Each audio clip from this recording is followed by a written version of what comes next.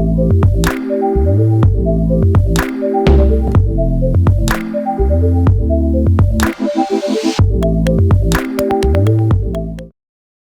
name is Miko McGinty. I'm Yale class of 1993 and School of Art MFA 1998. I was so honored to be on the nascent committees for the 50 Women at Yale 150. We were first gathered together by Professor and School of Public Health alumna Marta Moret. Marta Moret also founded the Women of Yale lecture series featuring all Yale women of color. These incredible talks are all online, including our first talk by architect and artist Maya Lin. I also had the opportunity to design the logo for 50 Women at Yale 150 with my colleague Rebecca Silvers, who is Yale class of 2015. I am so excited to moderate this session on the impact of Yale women in the arts. And today I am joined by 4 amazing Yale women working in the arts and museums. First, we have Nancy Yao Maasbach, a 1998 graduate of the School of Management, who is the president of the Museum of Chinese in America. I'd like to highlight Nancy's role as co-chair of the 150th. I had the privilege of being in meetings she led. She is such a thoughtful leader, and she's also currently doing major work advocating for Black and Asian inter-support in Black Lives Matter. Regina Bain, who I don't see on screen, but I think will momentarily appear on screen. I'll come forward in a bit. Oh, good. She's Yale class of 1998 and a 2001 graduate of the School of Drama. She is executive director of the Louis Armstrong House Museum, and she is also passionate about the intersection of the arts and education, having worked at the Posse Foundation for many years prior to her current role. I have Tanya Bannister, a 2001 graduate of the School of Music and president of the Concert Artists Guild. She invests her time in developing future leaders in classical music and much more. And last, I have Molly Epstein, Yale College class of 2004. She is a curator and a contemporary art historian. She co-curated the current Clark exhibition Groundwork, and I had the pleasure of seeing this exhibition this summer, including the beautiful site-specific sculpture by Jenny C. Jones, who is a sculpture critic in the School of Art. My opening here, I'm going to just say broad strokes. Our arts alumni have won playwriting Pulitzer Prizes, Chiara Alegria Hudes, Lynn Nottage, National Book Awards for Fiction, Susan Choi, Guggenheim Fellowships, many Guggenheim Fellowships, many MacArthur Genius Prizes. I'm thinking now of Sarah Z. and Kelly Jones and so many more. Oscars and Emmys. Our alumni have been celebrated in major museum exhibitions, have been commissioned to make public art and monuments, have designed many buildings, have curated, performed, and created. And this is one of Yale's great contributions, our creative legacy. I want to highlight briefly the Yale School of Art is 150 years old. The School of Art, and that includes drama and architecture schools, which both originated inside of the school, opened in 1869. And we always educated women and men, as was originally intended by the founders. So of the first 3 students in the School of Art, 2 were women. They were Alice Silliman and Susan Silliman, and they were the granddaughters of Professor Benjamin Silliman. He also held public lectures in science for women and men of New Haven. I love learning about this family and Alice and Susan through reading literally hundreds of their letters in manuscripts and archives. And finally, I just want to highlight the Yale Art Gallery exhibition that will be on view next year, On the Basis of Art, a title that acknowledges both Ruth Bader Ginsburg and the Civil Rights Act of 1964. It is curated by Lisa Hoder-Marsky and features women artists from 150 years. Rebecca Silvers and I are designing the book right now. And we were really lucky, and art student Eddie Dye combed manuscripts and archives and cross-checked every art alumna's name against the gallery database and found over 250 artworks already in Yale's collections by Yale women artists. I'm really looking forward to seeing these works in person. and for you all to read the essays and the timelines that illuminate the history of women students in the art at Yale. Okay, so getting started. I thought that we would start with a question about you all. What is your story? How did you get involved in the arts? And how did that lead to your current role today? So I thought I would start with Molly in the visual arts. Thanks so much, Miko, and thank you for the very kind invitation to join you today. It's a pleasure to be in all of your company. And I'm a very proud woman of Yale. I was class of 2004, go Davenport, and I arrived in New Haven an eager theater major, but had the privilege of taking a wonderful seminar sophomore year with Tim Berenger, which was held in the seminar room at the Yale Center for British Art. And that led to me spending a great deal of my time at the corner of High Street and Chapel Street over those years. Getting to work with primary materials and have real adjacency with objects from across the centuries, from a William Blake etching to a George Stubbs drawing, was exhilarating. And so I hung out in that Louis Kahn building quite a bit those years. I got to work with Julia Marchieri Alexander, currently the director of the Walters Museum in Baltimore, who was the curator of painting and sculpture at the BAC, and also got her master's and PhD at Yale. And when I moved to New York after college, I switched directions. I got interested in the art of the now, and I got to work at a wonderful contemporary gallery called Speroni Westwater, then on West 13th Street in the Meatpacking District, now on the Bowery, and got to work with a lot of extraordinary contemporary artists who've been at Yale in various capacities over the years, including Laurie Simmons, who's been a visiting critic for a long time. I made my way to London to get a master's at the Courtauld Institute of Art, and was so taken with all things British as before that I ended up living there for a long time and working at White Cube, where artists like Ellen Alfest are represented. She is also an alum of the School of Art. And I came back to New York to be a director at Barbara Gladstone Gallery, also where I had the privilege of working with many School of Art alums and teachers, Wagechi Mutu and Shireen Nishat.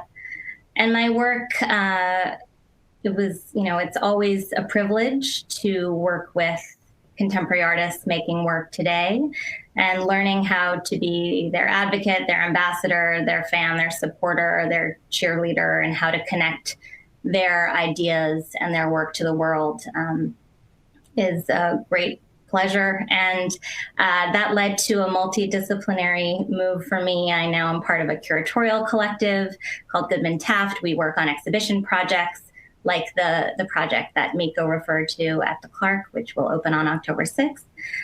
We work on book projects, public commissions, all centered around this idea of really prioritizing the work of artists today and amplifying the voices of artists across media in public space for a broad audience. So that's what I get to do now.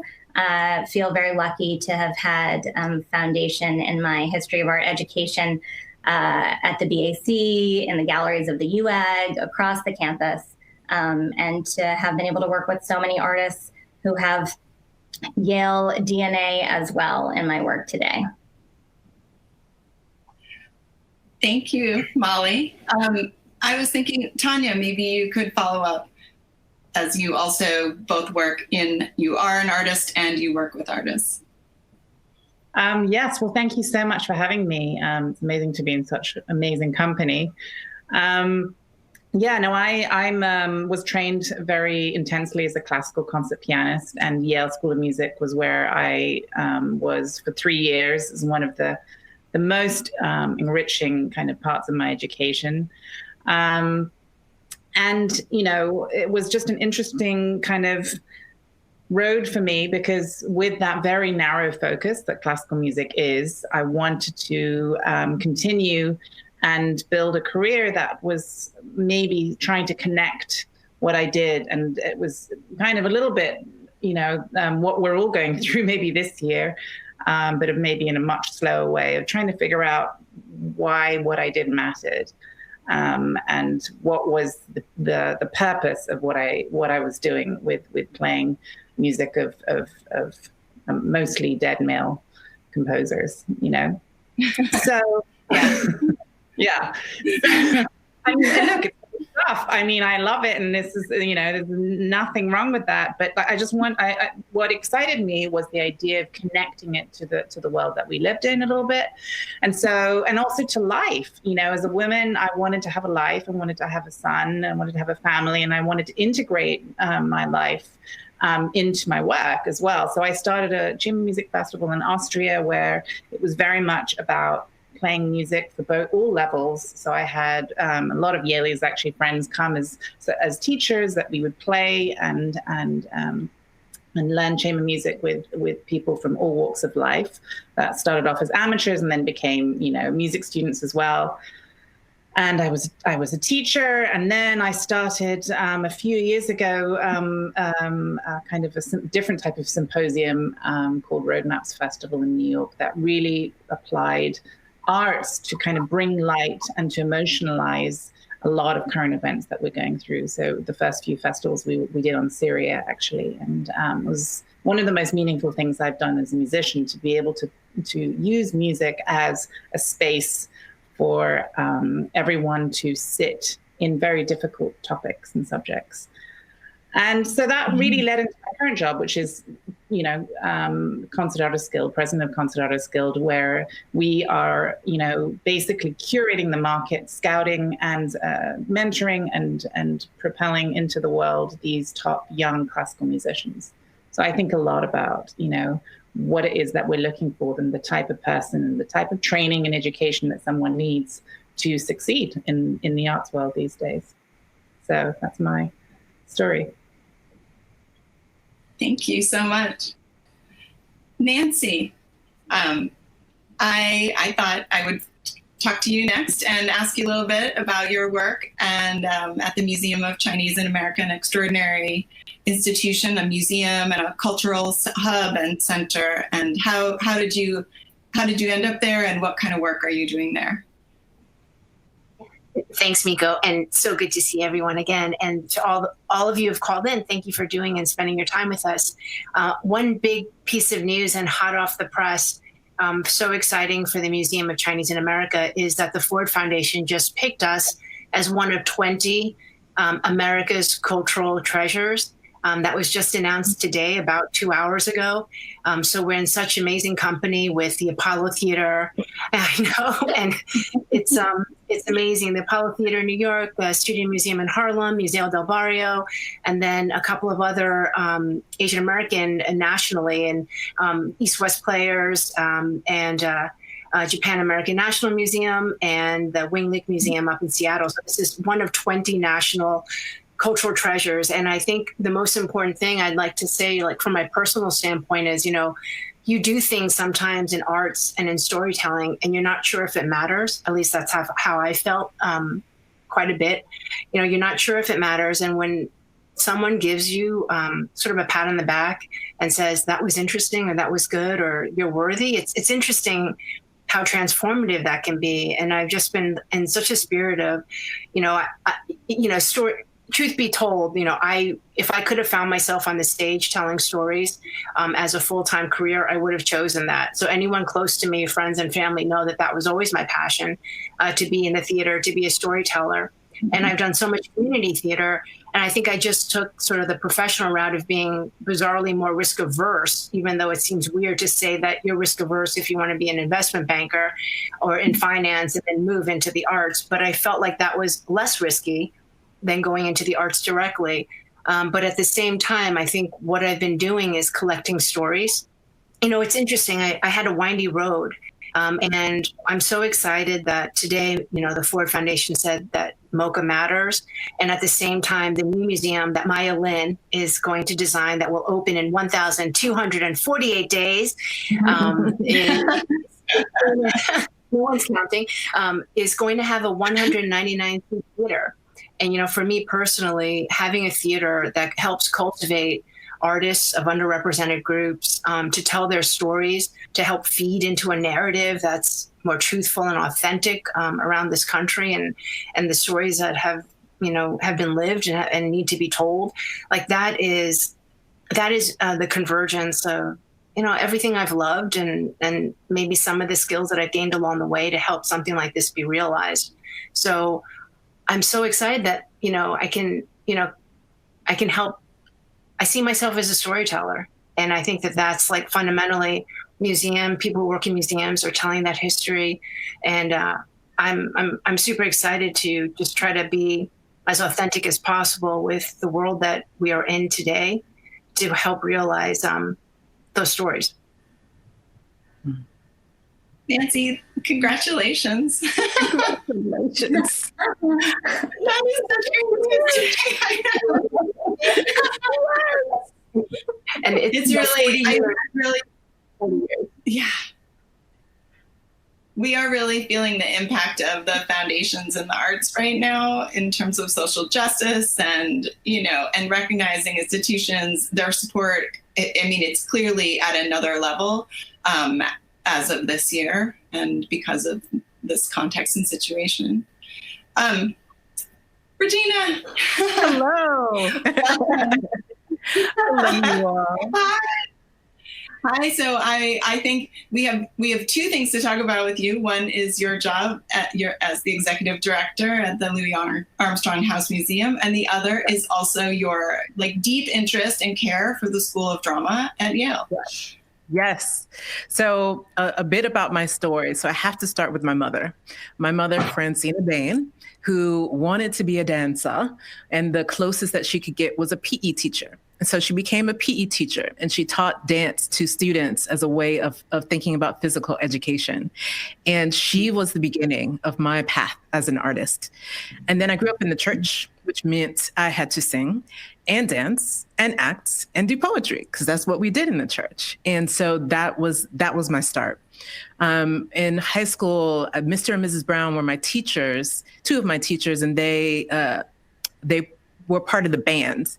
And so I danced in the bands, and Mr. Brown said, "Hey, you should go and check out this theater program." So I said, "Sure, he's my teacher. I respect him." I went. And then from there, I decided I like this acting thing. I think I'm going to major in it in college. I'm not going to do it as a profession, but I'm just going to major in it. So that's what I decided to do. And that's what informed me as I was choosing where to go to school. I thought, Yale, they have a great drama program. Let's try there. And so I applied on a dare. And a friend of mine dared me, and I said, I'm going to take that dare. I applied, I got in. So I thought, this is a door I should enter. And so that was my story to get me to Yale. Arts and education has always been paired for me. So when I was at Yale, I participated in the Dwight Edgewood project, which was about playwriting and storytelling in the Ulysses S. Grant Foundation, after school work, and I taught Hamlet. Went on to the drama school, learned incredible skills that are with me today, and acted. Then I did a play with a woman who was in the Crisis Awareness Center at Princeton. And she wrote a play in the tradition of Colored Girls based on the women's voices that she was hearing there. And at that play, there was a woman who was a part of the Posse Foundation. And she said, "You should come and work for us." And I said, "But I'm an actress." So I had to do some soul searching about who I was and what my identity was going to be and what my skills were. And I decided education was definitely something that was important to me. So I went to the Posse Foundation, was there for a long time. And then I thought, arts, I have to bring it back in a full way. And so I went and I found the Louis Armstrong House Museum, and it is home. It's literally a home. So it's Louis Armstrong's home that he lived in with Lucille for decades. And it's also my career home. I've only been there for 6 weeks, but it's bringing together the pieces of myself that I think are that I know are very, very important to me. So I found a path that makes sense to me. That is beautiful. Thank you. I didn't know that story. It's so great to hear. Okay, next question. So this one's kind of serious. What are you doing right now in this particular COVID and crisis time in the arts I think we know it's a real opportunity to address racial justice. It's also a very dramatic crisis for the live arts, for music, theater, performance, and for the economics of art. What are you doing in your institutions or in your career? Or what are you thinking about this moment of crisis? I'll start with Tanya. Well, that's a great question. I mean, I obviously don't think this is fun for anyone in the arts at all. The one silver lining I can see, though, is that it's kind of an opportunity to burn down what is not working and to kind of reimagine possibilities. Obviously, we don't know for sure what those possibilities are, but it's a great time to try experimenting and seeing what feels authentic and connective. And so that's what we're doing in a virtual way. I mean, we are looking for human beings that happen to be musicians, that are responsive and sensitive to the world around them. And so we are trying to figure out ways of helping as many of them as possible and sending the right message. So one thing that is fantastic right now in the arts world is that it's terrible and fantastic is that I think most musicians are understanding the multiple platforms that they have to create for themselves and the kind of self-reliance that is needed to survive in this world. So in that sense, it's kind of completely given a reality check to a lot of people. In a very, very heartbreaking and difficult way. So in that sense, we as an organization in Concert Artists Guild are really trying to figure out how we can help send as much information and messaging as possible to create, musical entrepreneurs that use their music to serve and how to kind of monetize their ideas.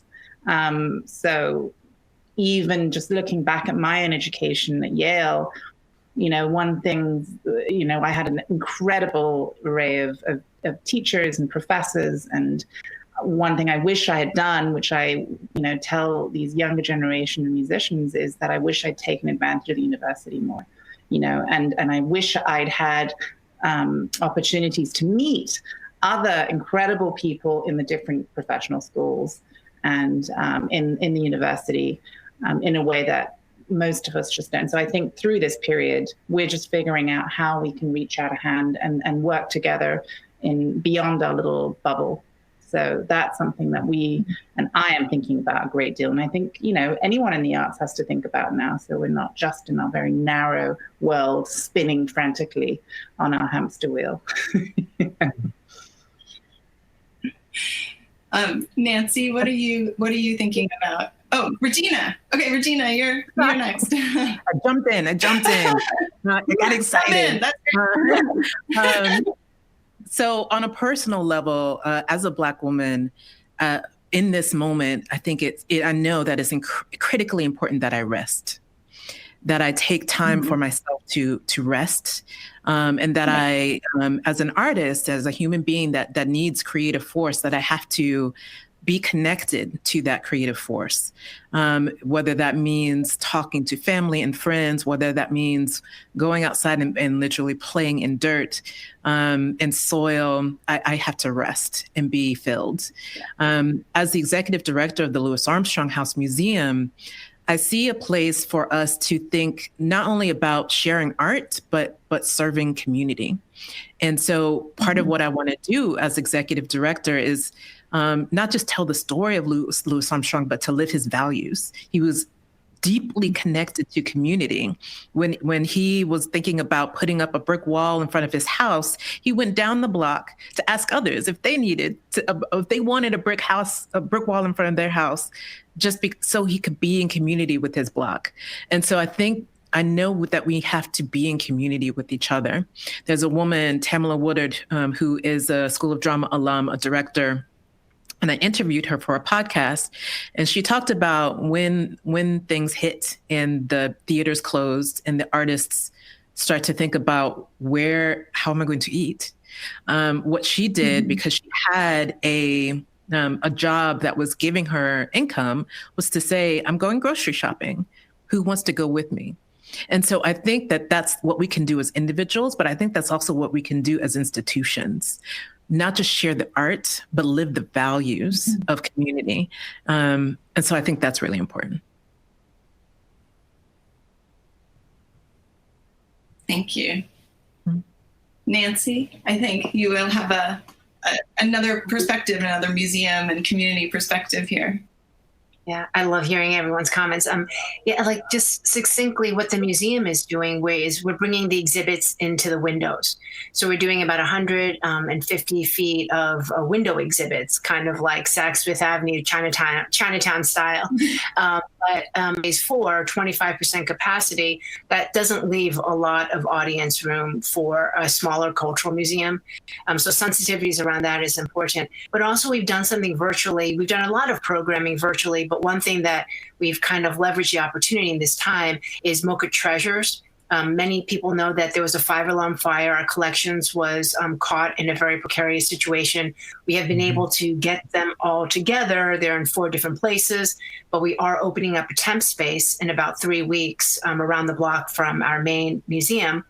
But also what's come out of that, the silver lining has been this national interest around artifacts and history. So you may not know the importance of this pencil that your great-grandfather gave you. So we're kind of doing a little bit of this antiques roadshow with some of the people in the broader community who have expressed interest. An abacus, and why was it that the hand laundry owner gave his son this abacus? And sort of them putting it into the historical context to say, oh, that alien head tax sticker that was on the back of your mother's steamship ticket meant this because of this time, and putting in that historical context. And just on a personal basis, even though I was rejected from the Yale School of Drama, Regina, when I was 22, This is forever. But I do have the privilege of teaching a governance course at YSD right now for governance of nonprofits. And we're taking this wonderful opportunity, no pressure on the students, but just taking the opportunity to reimagine governance of nonprofits and to reimagine I think a flatter management style that works for nonprofit arts institutions that can get the job done and do it well and do it in a way that's innovative and creative without this sort of bureaucratic hierarchy and with a lot of accessibility. And I just think that's been super fun to hear everyone's thoughts and dreams about what that's been super exciting. That's great. Thank you, Nancy.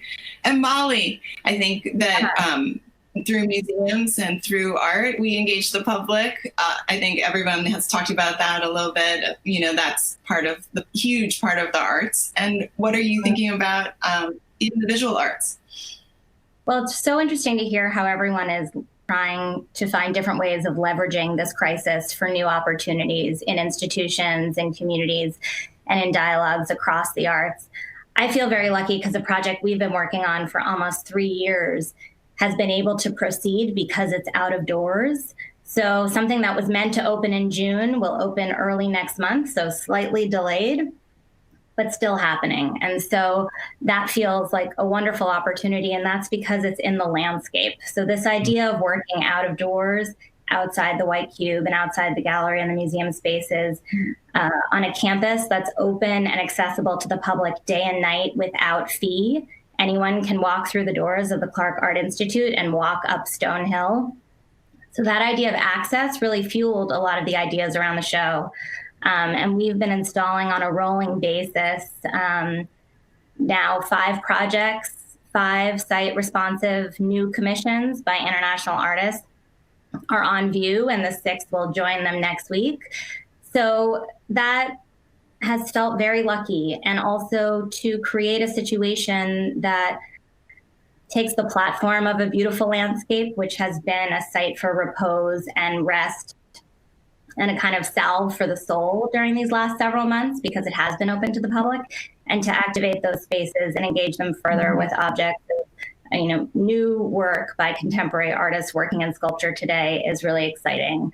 And I think there's definitely also a reckoning around art in public space and around monuments that we're seeing transpire across our country, long overdue, and around the world. And I think that's manifesting in different ways, and is a vital conversation that we all have to have.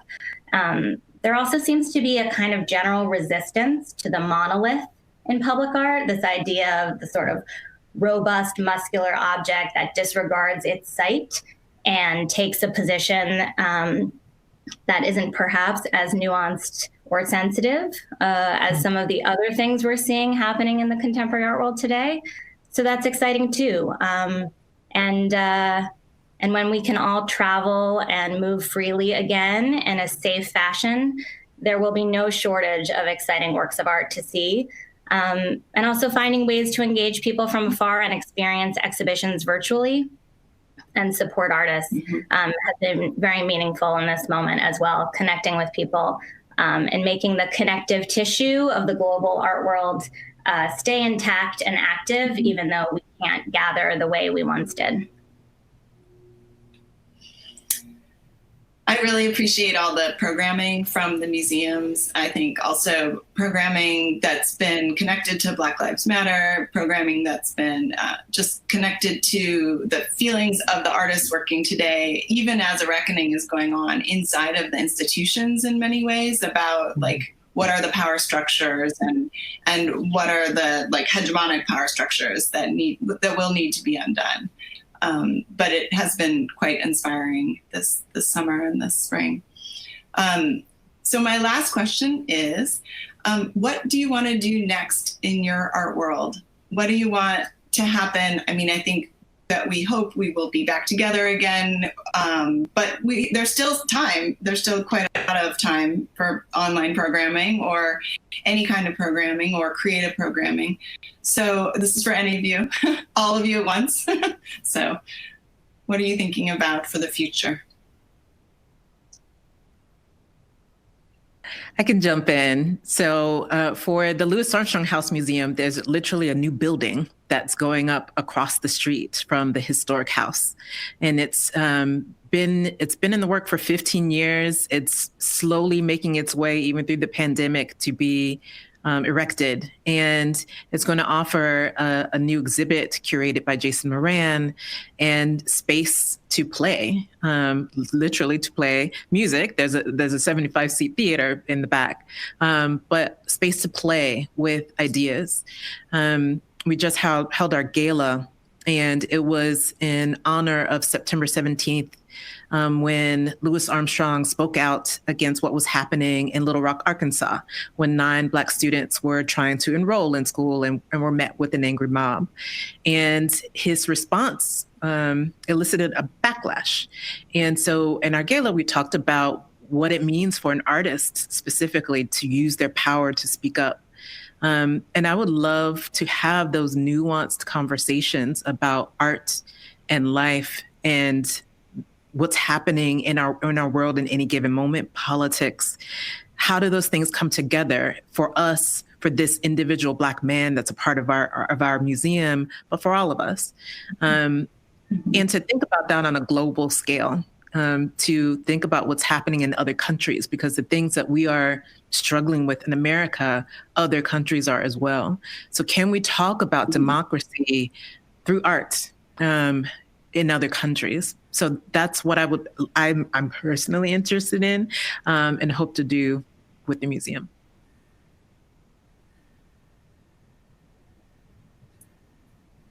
And I would love to partner with all of you because you're phenomenal.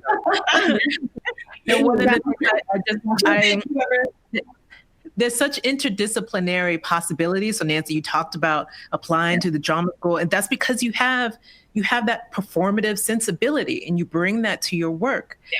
I think there's so much more that we can be doing as alumni across our different schools, undergrad and professional schools. I know the folks from the School of Drama would love to talk with the folks from the School of Music and Architecture, thinking about stagecraft and design.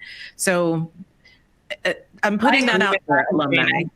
Let's talk together.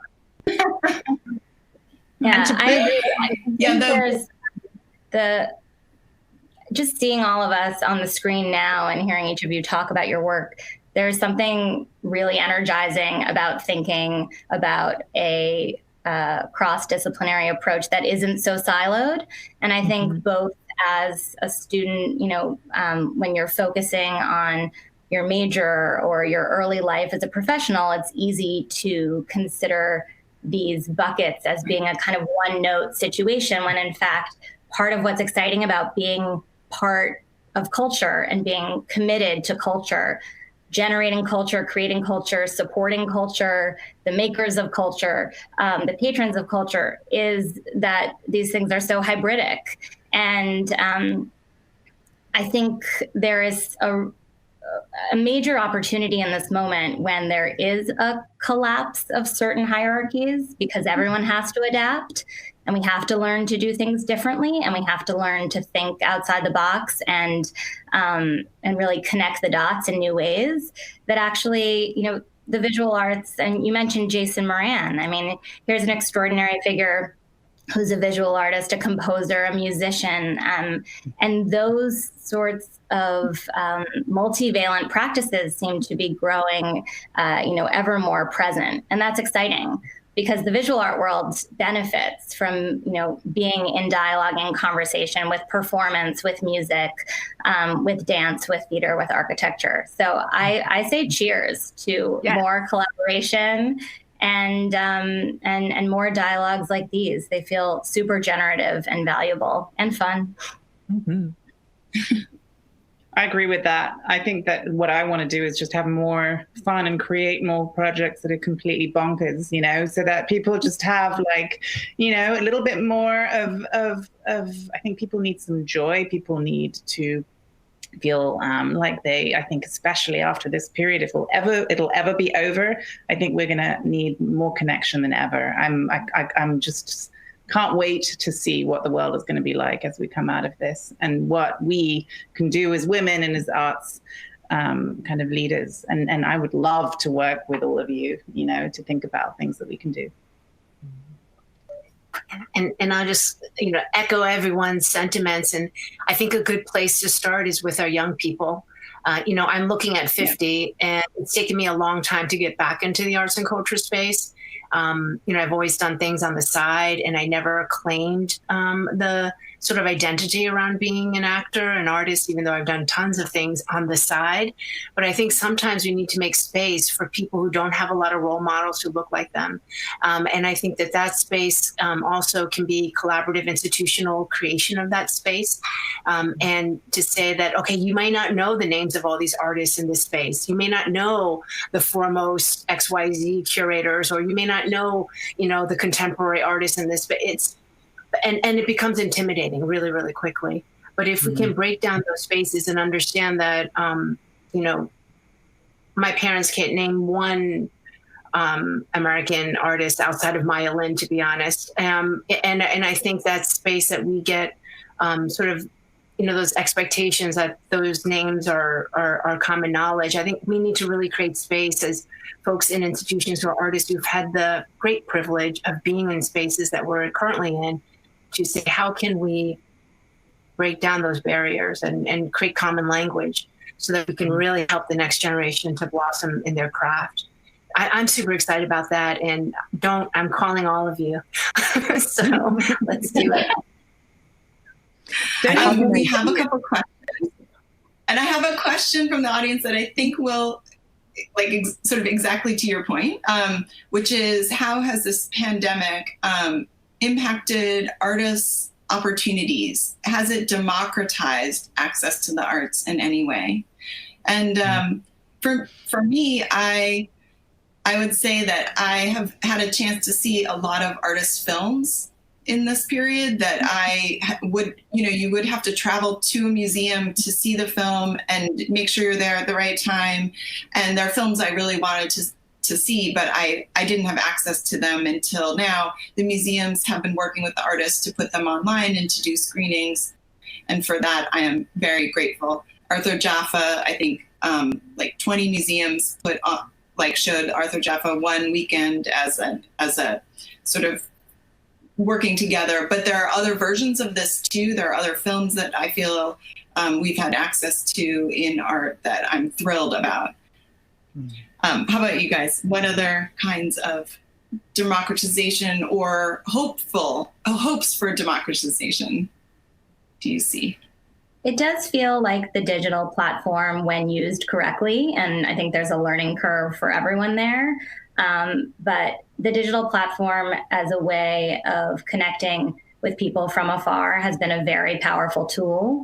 I think in the past, we used to feel like we had to get on a plane and travel a far distance to experience something or meet with an artist. And those in-person engagements and encounters can't be replaced. They are vital and valuable, I'm sure, to all of our work. But I do think realizing that certain things aren't off limits just because they're far away, and realizing too that there's real desire and hunger for engagement. So whether that's doing virtual studio visits with artists who I was waiting to connect with until I got myself to South Africa or Asia in the future, or having real conversations online like this one that otherwise wouldn't have happened. So there is a certain democratization that's happening and access that's happening in new ways. But there's also the very real realities for practitioners in the arts of loss of income and a real moment of crisis. And I just want to give a shout out to an organization that was started during this time in the visual arts called Artist Relief, which was 7 nonprofits that came together to raise money that's been giving grants to artists in dire financial situations. And out of coincidence, the leaders of those 7 nonprofits are all women. So I think collaboration and addressing, both access to new opportunities you thought were out of reach and also people coming together to address the crisis and help out as a collective has been meaningful. There are so many opportunities to see new work that we wouldn't have had before. There's creativity in terms of how we present work that wasn't there before. But for some individual artists, it's a challenging time. So shout out to Arts Relief. Shout out to the Louis Armstrong Educational Foundation, who gave grants to musicians. And there are other organizations like that are giving direct grants, not only to organizations, but to individual artists. And I think that's so important. Tanya? I think it's also just an interesting time of a period where obviously through the digital platform where people can really come out and share their voice with their own initiative, and maybe without even necessarily an institution helping them. So, oops, what happened? So I mean, I think that the logo. creativity. It's a cloud.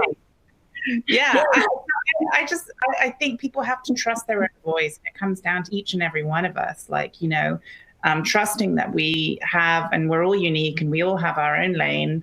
And thank you, Nancy, also for just reminding everybody that we have to support the next generation, the younger generation coming up, which it's very easy for them to get into be a lost generation in a way, because it's just too difficult to live right now and to build or imagine any kind of career through this. So I do think there's a lot of great art that's going to come out of this. How could there not be with what we're all collectively going through? So it's an interesting time. And Miko, I'm complimenting everyone. I think that if you are there, someone out there who appreciates the arts, the power of philanthropy has never been more fully realized than today. And I think we can all be philanthropists and we can give in all of our different ways. And we see that from grassroots efforts on GoFundMe and all these other platforms. But for us to be creative and to take the lead and to create that, playwriting group that meets once a week, create that space where people don't feel lonely. I'm in a writing group every week, and it's fabulous. It's the thing that I go to when I need to unload. And it's just 6 of us gathering together. There's no fee involved, but being creative about using our space so that we can also give outlets and make it multi-age, multi-generational. And I think that that's pretty powerful for us to try to be initiators and try to be philanthropists during this period of time. I love that. Thank you. Thank you all so much for this discussion. I feel like there are great questions coming in right now, and we have 2 minutes left. So I'm sorry. There is a wonderful question here about Black Lives Matter and the Asian American allyship that the Museum of Chinese in America has been. You did a number of webinars this summer, but I hope people can look at that online and also look at these different organizations. I think what we all know as women in the arts is that to live a life as an artist is an immense commitment.